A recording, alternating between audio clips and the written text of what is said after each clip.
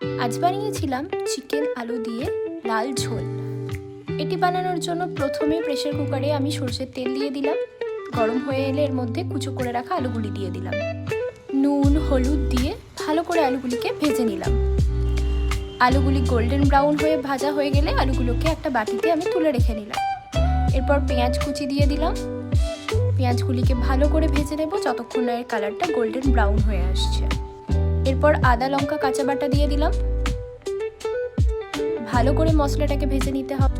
নুন হলুদ কাশ্মীরি লাল লঙ্কা জিরে ধনে সমস্ত কিছু দিয়ে দিলাম। এরপর চিকেন দিয়ে ভালো করে মশলাটি কষিয়ে নেব।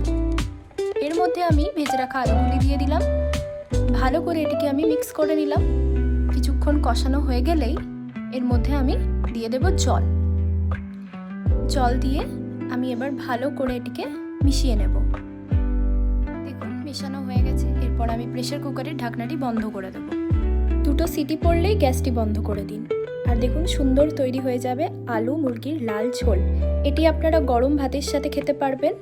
ভিডিও ভালো লাগলে চ্যানেলটা সাবস্ক্রাইব করবেন।